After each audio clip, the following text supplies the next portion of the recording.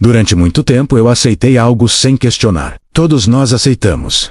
A ideia de que comida é algo que se compra, algo que depende de horário, dinheiro, estoque, transporte, algo que, se por algum motivo falhar, simplesmente desaparece da nossa vida. Eu nunca tinha parado para pensar nisso de forma consciente, porque o sistema é eficiente justamente em parecer normal. Você acorda, passa no mercado, escolhe o que vai comer, paga e vai embora acreditando que aquilo sempre estará ali. Mas em algum ponto, essa certeza começou a me incomodar. Eu percebi que toda a minha alimentação dependia de uma engrenagem enorme, distante e frágil. Caminhões, estradas, combustível, centros de distribuição, prateleiras, códigos de barras. Nenhuma dessas coisas produz comida. Elas apenas movimentam, e quando eu comecei a observar com mais atenção, ficou claro que o sistema alimentar moderno não foi construído para garantir segurança, mas para garantir fluxo constante de consumo. Foi aí que uma pergunta simples começou a crescer dentro de mim.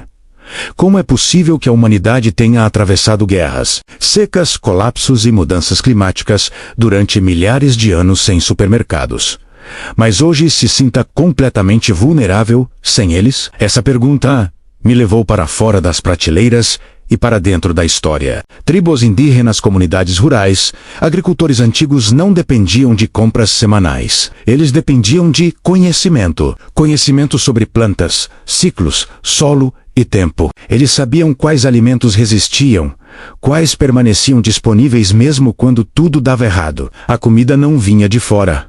Ela estava ali, viva, crescendo perto de casa. Foi nesse caminho que eu comecei a notar algo curioso. Muitas dessas plantas não aparecem nos livros modernos de nutrição. Não são promovidas, não são incentivadas. Não porque sejam ruins, mas porque não se encaixam em um modelo de lucro contínuo. Plantas que você planta uma vez e colhe por anos não interessam a um sistema que depende de recompra constante. E então, eu encontrei repetidamente a mesma planta, às vezes em relatos históricos, às vezes em estudos antropológicos, às vezes em histórias simples de famílias do interior, uma planta resistente, silenciosa, extremamente eficiente. Uma planta que sustentou civilizações inteiras e ainda assim foi empurrada para o esquecimento urbano. A mandioca, quanto mais eu estudava a mandioca, mais eu entendia que ela não é apenas um alimento. Ela é um conceito. Você planta mandioca uma única vez, e ela passa a viver no solo como uma reserva de energia. Diferente de culturas de ciclo curto, ela não exige colheita imediata. Ela pode permanecer ali por anos. Você colhe quando precisa. Em algumas variedades, você pode colher parte da raiz e deixar o restante continuar crescendo. É como ter uma despensa viva debaixo da terra. A mandioca cresce onde outras plantas falham. Solos pobres, regiões secas, climas imprevisíveis. Ela não exige fertilizantes caros, nem cuidados constantes. Foi exatamente por isso que povos indígenas da América do Sul a domesticaram há milhares de anos. Foi exatamente por isso que ela se espalhou pela África e se tornou base alimentar de milhões de pessoas. Não por acaso, mas por eficiência. Então a pergunta muda.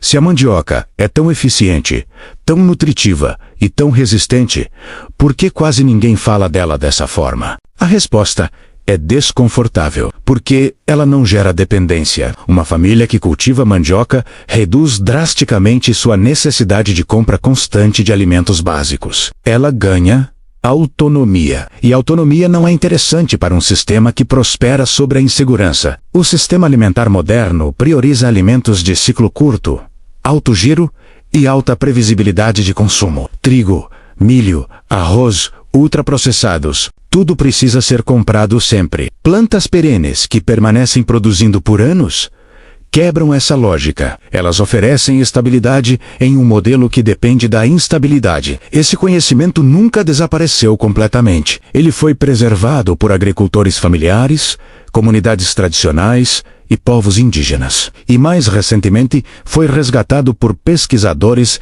e agricultores regenerativos. Pessoas como Ernest Goethe mostraram que sistemas baseados em plantas perenes, diversidade e sucessão natural produzem mais alimento ao longo do tempo, com menos esforço e mais saúde para o solo. A mandioca se encaixa perfeitamente nesse modelo. Ela não esgota a terra quando bem manejada. Pelo contrário, ela se adapta, ela convive com outras plantas. Ela faz parte de sistemas agroflorestais, de quintais produtivos, de paisagens que produzem alimento continuamente. E o mais importante, qualquer pessoa pode começar. Não é preciso grande área.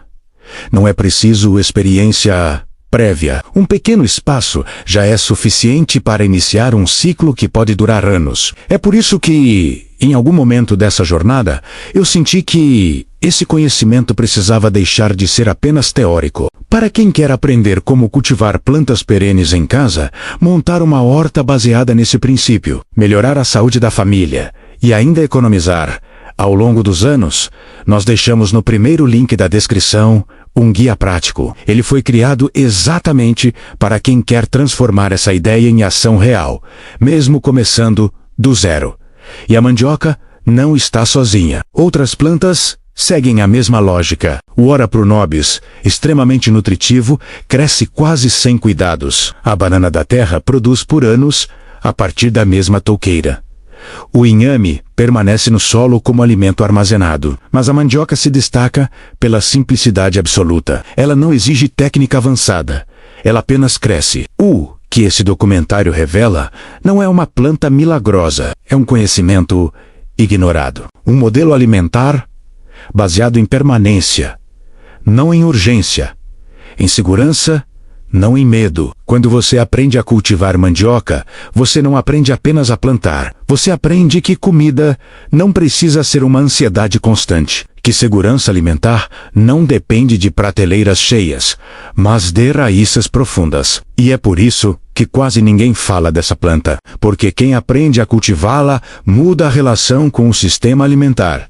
Reduz a dependência, recupera toda a autonomia. E quando isso acontece, algo maior se transforma. Se essa história fez sentido para você, se despertou uma inquietação ou um desejo de aprender mais, eu te convido a se inscrever no canal. Esse espaço existe para continuar essa narrativa, aprofundar esse conhecimento e resgatar saberes que sempre estiveram disponíveis, mas raramente ensinados. Aqui, a conversa não termina. Ela está só começando.